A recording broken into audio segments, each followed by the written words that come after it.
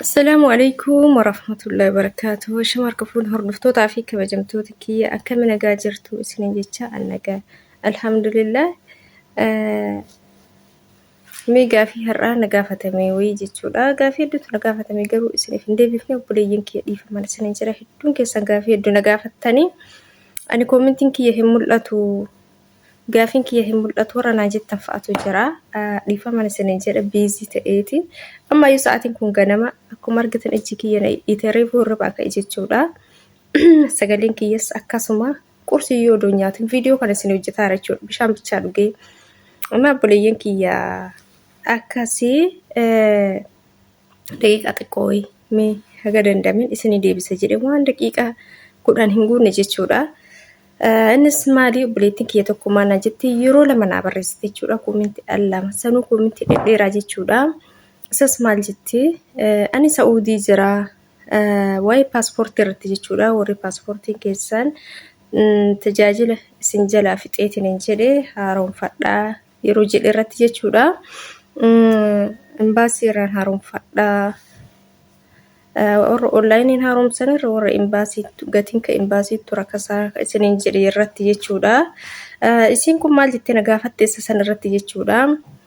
Imbaasiin ani kan jiru Saa'udiidha. Imbaasiin kan inni irraan dhufe moo kamiidha jettee gaafii na gaafatte jechuudha. Ka ati irraa dhufte biiroodha obboleettii kiyya biiroodha inni isa odoon taane imbaasiidha jara yoo gaafatte isaan sitti himan jechuudha. Warrummaan biirootu sitti himanii jechuudha. Akkasumallee warrummaa ati bira jirtuyyuu sitti himan jechuudha.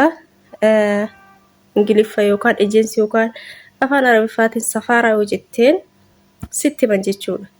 Kanaaf obboleettii tiyyaa biiroodha kan itti irraa dhufte biiroo doon ta'in imbaasiin adda jira si geessanii isaan itti himtee haaromfachuu qabdan siin jedha.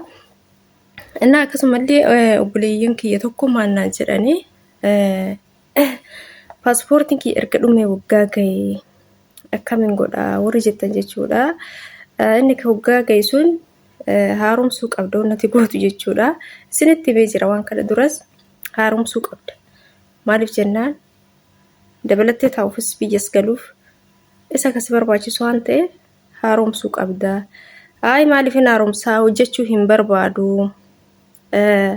Biyyeen galuu barbaada. Paaspoortii lafa taa'uuf maaltu qarshii na baasisiisee yoo jettu ta'e jechuudha. Paaspoortiitti yeroo galtus nacci waraqata yookaan waraqata adii san isaanii ka galtu imbaasii deemtee ganaa xaartee sanuu yookaan sii qaxaranii qaxaroon deemii guyyaa kanaa deebisiin jedhanii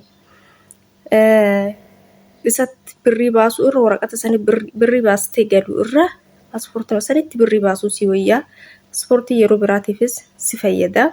Siin jedha obboleeyyan kiyyaa yeroo baay'ee jechuudha. Ijoolleen baay'een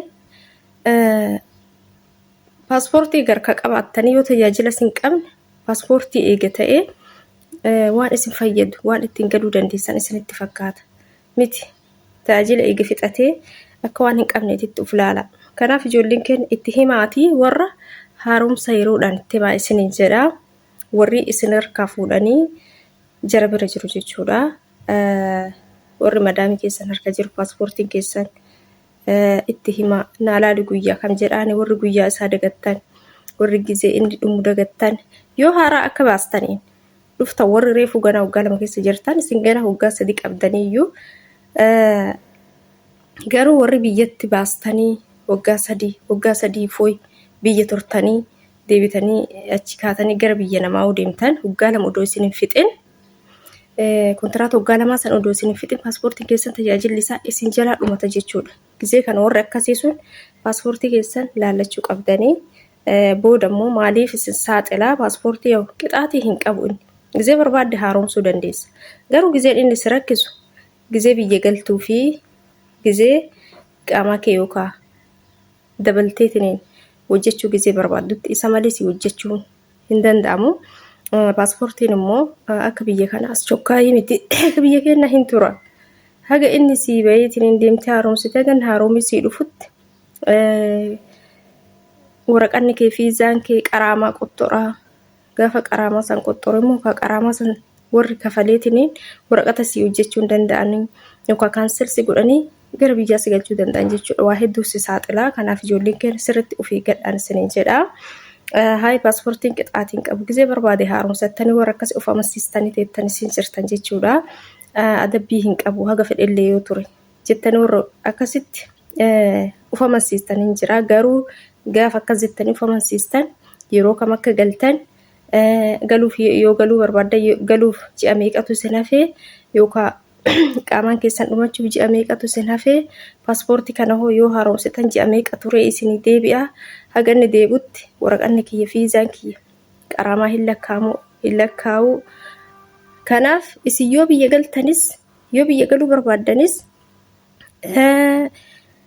yoo dabaltanii taa'uu barbaaddanis waraqanni guyyaa dhumatirraa qixaatii lakkaa yoo galuu barbaaddanis haga isin biyya kana keessaa baatanitti isin galee. Kanaaf sirriitti fi gaafa san jarris isin ajiifatan isin sababatan ati maal nutti hin himne paaspoortiin kee immoo si ilaallata jaraa miti. Jarri sirraa fuudhanii uf bira kaayan jara ka ilaallatu miiseejiin kee jara irratti seenu yoo fiizaan kee dhumateedha maqaa jiraatiin ka jiru. Garuu paaspoortii kee sirraa fuudhanii lafa kaan inuu yaadatanii jechi booda. Kanaaf ijoolleen keenya yaadachiisaa naa laali jedhaanii as kenni laalaa jedhaanii hin sodaatinaan isiniin jedha. Booda rakkoof akkasiin saaxillee akkasiin isiniin jedha obboleeyyan kiyyaa akkasii galatooma.